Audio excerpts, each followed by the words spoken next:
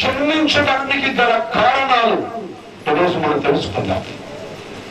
చాలా మంది కూడా మేరీ క్రిస్మస్ అనగానే మరియమ్మ గర్భంలో యేసుప్రభువు గారు జన్మించాడు, ఆయన పరిశుద్ధమైనటువంటి దేవుని కుమారుడు, ఆయన ద్వారా లోకానికి రక్షణ వచ్చింది కనుక మనమంతా కూడా పండుగ చేసుకుంటున్నాం. కానీ అసలు యేసుప్రభువు గారు ఈ భూలోకానికి రావడానికి గల కారణం ఏంటి? ఈరోజు ఒక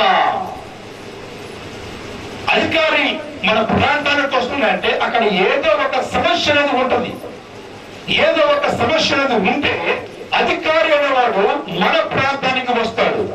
అవునా? ఆ అధికారి అనేటువంటి ఆ వ్యక్తి మన ప్రాంతానికి రావాలంటే తప్పకుండా ఒక సమస్య అనేది కావాలి. అలాగే యేసు ప్రభువు అనేటువంటి ఆ దేవుడు, ఆ యొక్క పరలోకంలో ఉన్నటువంటి ఆ దేవుడు ఈ భూలోకానికి రావడానికి గల కారణాలు ఏంటి అంటే, యేసు ప్రభువు వారు మొట్టమొదటిగా ఏం చేస్తాడంటే ఆయన తండ్రి దగ్గరే ఉన్నాడు. నెంబర్ 1, ఆయన తండ్రి దగ్గరే ఉన్నాడు. ఎలా ఉన్నాడు, ఎప్పుడు ఉన్నాడు, ఎందుకు ఉన్నాడు అని అంటే, దేవుడు తండ్రి, కుమార, పరిశుద్ధాత్మ త్రిత్వము ఏకత్వమై ఉన్నది. All in one. ఈ ముగ్గురు కలిపి ఒకరుగా ఉన్నారు. ఎలా ఉన్నారంటే పాత నిబంధన కాలములో తండ్రి అయిన దేవుడిగా, కొత్త నిబంధన కాలములో కుమారుడు అయినటువంటి దేవుడిగా, ఈ యొక్క మన యొక్క కాలములో అనగా కృపా కాలములో పరిశుద్ధాత్ముడిగా. దేవుడికి స్తోత్రం. హల్లెలూయా. ఎలా ఉన్నాడయ్యా? మొట్టమొదటిగా పాత నిబంధన కాలం అనగా పూర్వకాలం, క్రీస్తుకు పూర్వం. గమనించండి, క్రీస్తుకు పూర్వము దేవుడు ఎలా ఉన్నాడంటే తండ్రిగా ఉన్నాడు. ఆయన క్రీస్తుకు పూర్వం. క్రీస్తుకు శకం అనగా కొత్త నిబంధన కాలంలో క్రీస్తుకు పూర్వము, క్రీస్తుకు ప్రారంభము, శకం ప్రారంభంలో ఈయన మధ్యలో ఏ విధంగా వచ్చాడంటే కుమారుడు అన్నటువంటి దేవుడిగా ఆయన వచ్చాడు. మరి ఇప్పుడు నేటి కాలంలో, జీవించినటువంటి కాలంలో ఆయన ఏ విధంగా మనతో మాట్లాడుతున్నాడు, ఆయన ఏ విధంగా మనతో ఉన్నాడు, ఏ విధంగా మన జీవితాల్లో కార్యాలు చేస్తూ ఉన్నాడు అంటే పరిశుద్ధాత్మ దేవుడుగా మన జీవితాల్లో కార్యాలు చేస్తున్నాడు. చెప్పబోతుందా ఒకసారి? ఏంటంటే ఈ ప్రతి ఒక్క తండ్రి, కుమార, పరిశుద్ధాత్మ దేవుడు ఒకరిగా ఆయన మొత్తాన్ని కూడా పరిపాలించవచ్చు కదా అంటే గమనించండి ప్రియ దేవుడు గారు. ఆయన మొట్టమొదటిగా ప్రణాళిక అలాగే కలిగి ఉన్నాడు. అలాగే ఆయన ఆ యొక్క ప్రణాళికను కలిగి ఉండి ఆయన ఏం చేశాడయ్యా అంటే మొట్టమొదటిగా దేవదూతలను ఆయన సృజించాడు. దేవదూతలు అనగా ఎవరు అంటే దేవుని యొక్క కుమారులు. దేవునికి స్తోత్రం. దైవ కుమారులు ఉన్నారు, దేవుని యొక్క కుమారులు ఉన్నారు. గమనించారా? ఈ యొక్క దేవుని యొక్క కుమారులు ఏమైనారంట? దేవదూతలే ఉన్నారంట. అయితే ఈ దేవదూతలను దేవుడు మొట్టమొదటిగా తయారు చేశాడు. తయారు చేసిన తర్వాత అందరూ కూడా దేవుణ్ణి ఆరాధించడం ప్రారంభించారు. ఏమని? సైన్యములకు అధిపతులకు యెహోవా పరిశుద్ధుడు, పరిశుద్ధుడు, పరిశుద్ధుడు. ఆమేన్, ఆమేన్. సర్వలోకము ఆయన మహిమతో నింపబడి ఉన్నది. సర్వలోకము ఆయన మహిమతో నింపబడి ఉన్నది. ఆ తరువాత అని వారు ప్రార్థన చేస్తూ ఉన్నప్పుడు ఏమైందంట? దేవాలయపు పునాదులు, కరప కమ్ముల పునాదులు అదిరిపోతా ఉన్నాయంట. దేవునికి స్తోత్రం. హల్లెలూయా. అంతలో దేవుణ్ణి వారు ఆరాధించేవారు. ఎవరు? దేవదూతలు. ఎవరు? దేవుని చేత నిర్మితమైనటువంటి వారు. ఎవరు?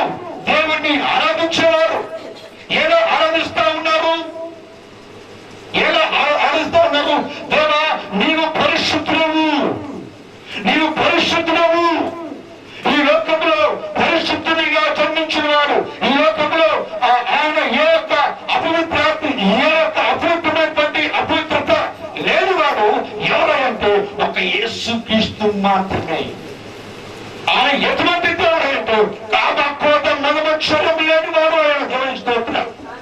పవిత్రుడిగా పరిశుద్ధుడిగా ఆయన జన్మించాడు కనుక ఆ పరిశుద్ధుడైనటువంటి దేవుణ్ణి ఎవరు ఆరాధిస్తూ ఉన్నారు? దేవదూతలు ఆరాధిస్తూ ఉన్నారు. ఎంత గొప్ప భాగ్యం ప్రజలా! వారు దేవుణ్ణి ఆరాధిస్తూ ఉన్నప్పుడు, స్తుతిస్తూ ఉన్నప్పుడు, కొనియాడుతూ ఉన్నప్పుడు వారి ప్రార్థనల మూలముగా, వారి స్తుతుల మూలముగా, వారి యొక్క ఆరాధనల మూలముగా యేసయ్య ఎంతగానో ఆయన సంతోషించేవాడు. దేవునికి స్తోత్రం. కారణం అంతలా చక్కటి వాయిద్యకారుడు వారి మధ్య ఉన్నాడు. దేవుని స్తోత్రం. చక్కటి సంగీత దర్శకుడు, మ్యూజిక్ డైరెక్టర్, మంచి మ్యూజిక్ డైరెక్టర్ వారి మధ్య ఉన్నాడు. వారు ఎవరో కాదు, లూసిఫర్.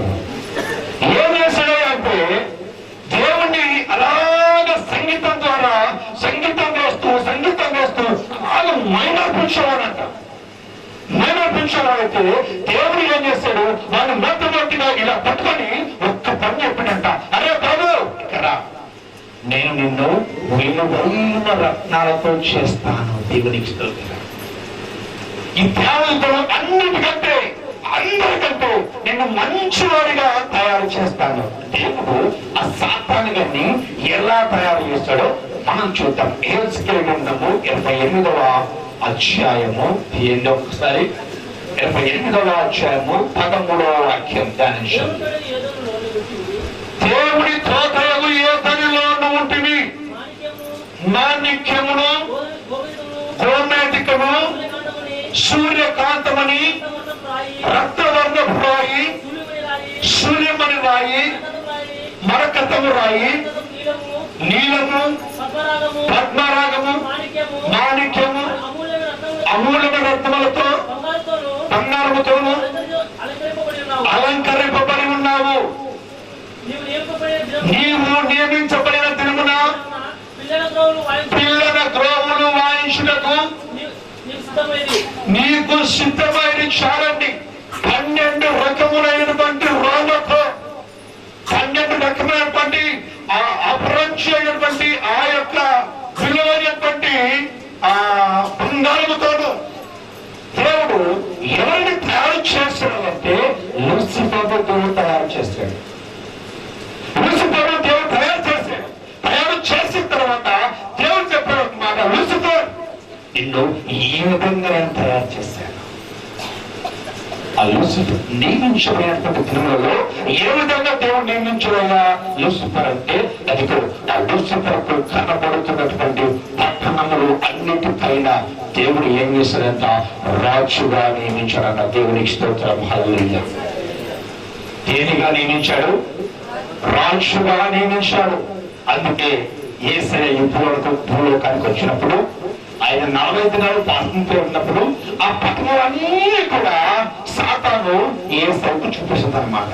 అన్ని చూపించి ఏం చెప్తుంది తెలుసా? ఇదిగో యేసయ్య చూస్తున్నా కదా, ఈ పట్టణాలన్నీ కూడా ఒక్క నమస్కారం నాకు చేయి, ఈ పట్టణాలన్నీ కూడా నీకు ఇచ్చేస్తాను. దేవుడికి స్తోత్రం. ఏమి చేస్తే ఒక్క నమస్కారానికి దేశానికి ఇచ్చేస్తాను, రాష్ట్రాలు నీకు ఇచ్చేస్తాను, ఈ ప్రపంచం అంతా నీకు ఇస్తాను. నాకు కావాల్సింది ఏంటంటే ఒకే ఒక్క నమస్కారం. యేసయ్య చెప్పాడు, నా తండ్రిని అడిగితే ఈ నమస్కారం కాదు కదా, నీకు ఏది చేస్తున్నాడు నాకు నా యేసయ్య మొత్తం ఇస్తాడు నా తండ్రి. కనుక నీకు నమస్కారం నేను చేయను. కావాలేంటి? నిన్ను చేసింది మేము, నిన్ను నిర్మించింది మేము, నిన్ను కలవయాల్సింది మేము, నీకు సమర్థం తీర్పైన అధికారం నీకు కలవయాల్సింది మేము. అయితే ఈ రోజు నేను శరీరధారిగా ఈ భూలోకానికి వస్తే నీవు నాకేం చేస్తావు? అయ్యా, నిర్మించిన వాడిని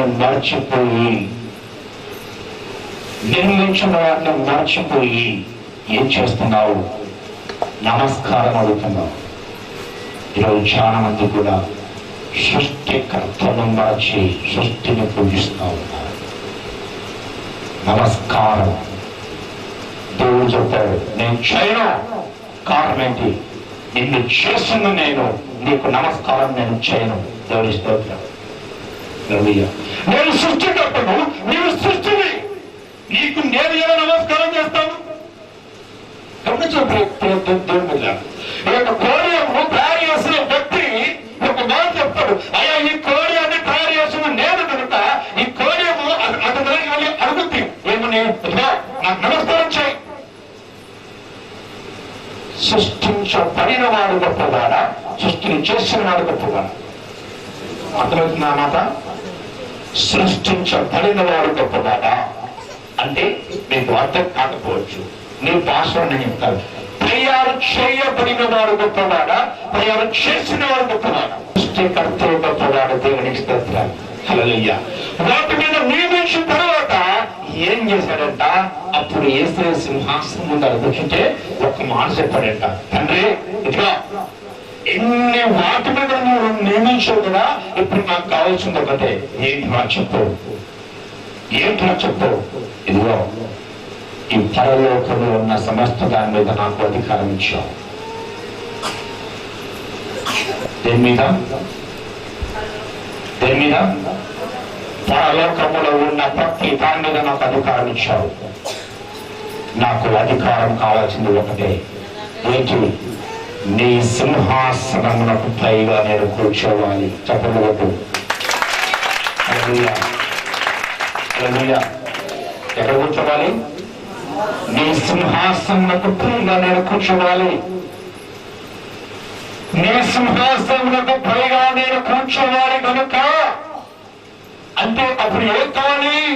నీవు నీ సింహాసనంలో ఒక్కసారి తక్కువగా చేస్తే నీకు పైగా నేను కూర్చుంటాను.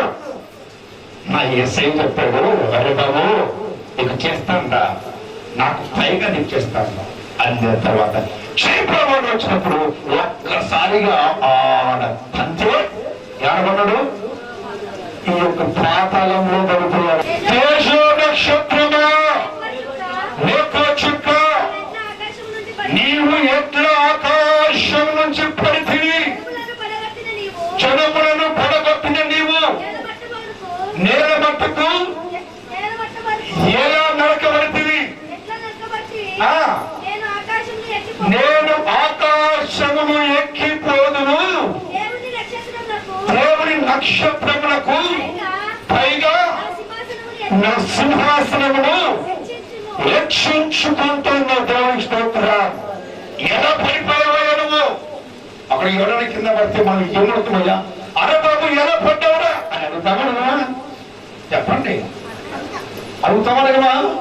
అలాగే దేవుడు అడుగుతామరే, నమ్మరా ఎట్లా పడ్డావు నువ్వు అని అంటే మనోడు చెప్తాం, లేదు అది ఎవరు కొట్టలేదు, ఇట్లే నాకే నేనే పట్టాను అంటే అప్పుడు భక్తులు చూస్తున్నారు, రే తేజ నక్షత్రమా, రేఖో చుక్క. నీ ఇంటి పైన ఏ చుక్క ఉందండి? ఏ స్టార్ ఉంది? ఇంగ్లీష్ పేపర్ ఉంటుంది, స్టార్.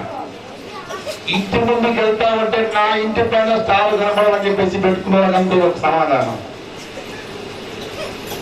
గమనించండి, నీ ఇంటి పైన ఎంత బాగా లైటింగ్ చేశారు వాడు, ఎంత బాగా ఈ ఇంటి పైన లైట్ వెలుగుతుందిరా. ఏ లైట్ అది? ఇప్పుడు యేసయ్యకు నడిపించినటువంటి నక్షత్రము ఎవరిని నడిపించింది? వారి ఇంటికి. యేసయ్య ఉన్న ప్లేస్ కి ఆ నక్షత్రము ఏం చేసిందంట?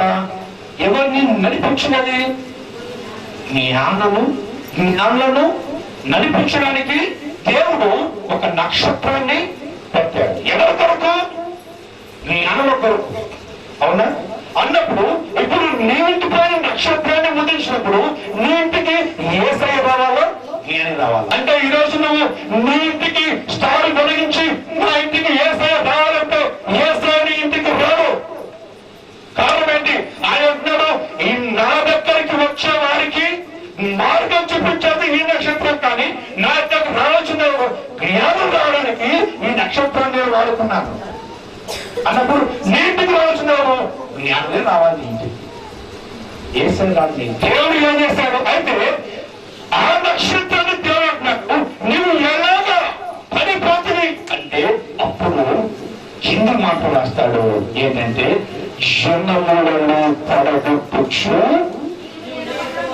నీవు నేల మట్టు వరకు ఆకాశములకు ఎక్కిపోయినను దేవుడి నక్షత్రములకు పైగా ఆయన సింహాసనం హెచ్చించును. హల్లెలూయా.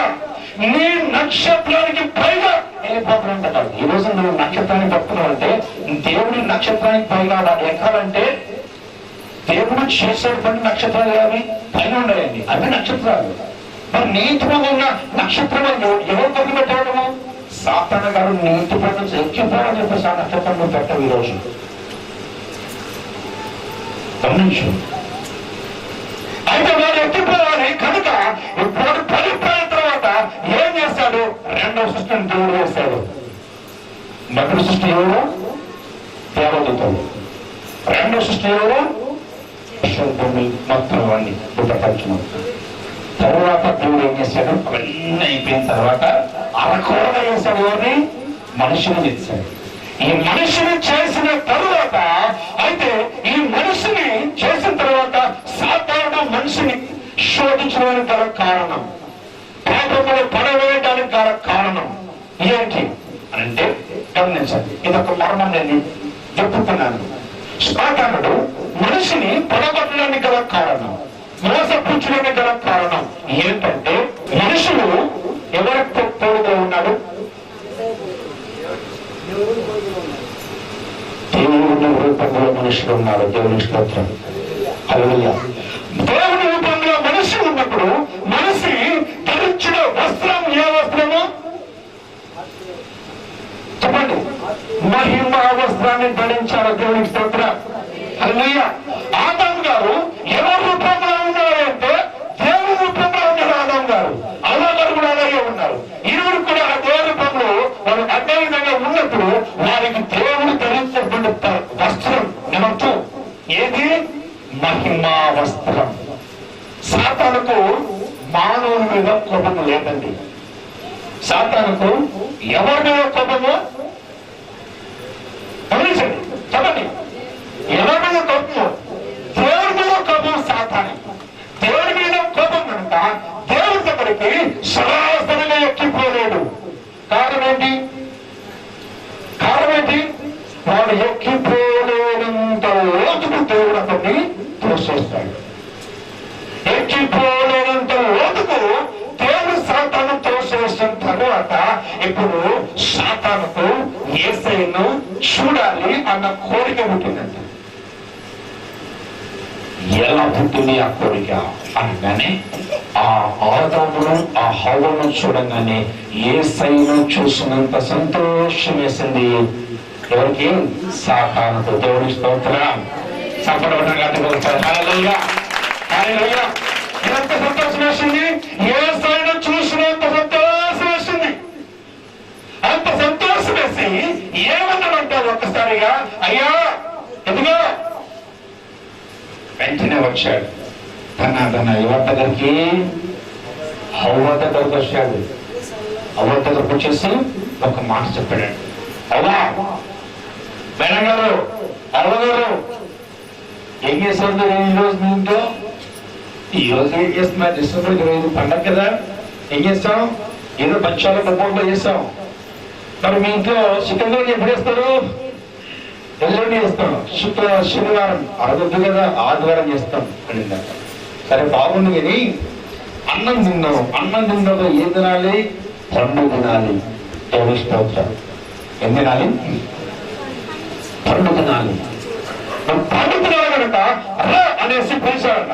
వచ్చిన తర్వాత ఈ సాతాను అన్ని పండ్లన్నీ చూపిస్తా ఉన్నాడు. ఆ పండు ఈ పండు, ఆ పండు ఈ పండు అన్ని చూసిన తర్వాత అయ్యా ఇవి తిన్నాము అన్ని తిన్నాము అని చెప్పి చూసిన తర్వాత సరే ఒక్కటే ఒక పండు ఉంది. ఏ పండు అది?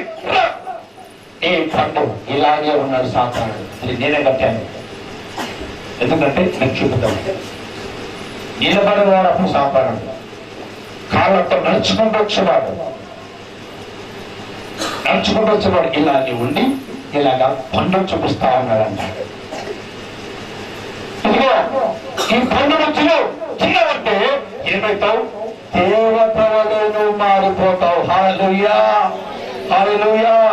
ఇంతవరకు నీ రూపము ఏ రూపము? దేవుడి రూపము. ఇంతవరకు నీ ప్రవర్తన ఏ ప్రవర్తన? దేవుడి ప్రవర్తన. ఇంతవరకు నీ చూపు ఏ చూపు? దేవుని చూపు. ఇంతవరకు నీ యొక్క నడక ఏ నడక? దేవుని నడక. ఇంతవరకు నీ యొక్క పలక ఏ పలక? దేవుని పలక. ఇంతవరకు నువ్వు కూర్చుంటే ఆ యొక్క పద్ధతి ఎవరిది? దేవుడిది. అయితే ఈ దేవుని నడక, ఈ దేవుని పలక, ఈ దేవుని చూపు, ఈ దేవుని మాట సమస్తం కూడా మారిపోతావు. కారణం ఏంటి? ఎన్నాళ్ళు ఒక పరస బతుకుతావు. నీకంటూ ఒక జీవితం, నీకంటూ ఒక లైఫ్ నేను ఇస్తాను. ఏంటి ఆ యొక్క జీవితం అంటూ చెబుతున్నాడు. ఇప్పుడు నువ్వు రూపంలో ఉన్నావు. రూపంలో ఉన్న కాలం ఏంటయ్యా అంటే చెప్తాడంట, నీ దేవుడు అది తీశాడు. ఆడున్నా చూడాలి. ఎవరు? ఆదాము. ఎట్లున్నాడు చూడు ఈ భర్త, ఎలా ఉన్నాడు?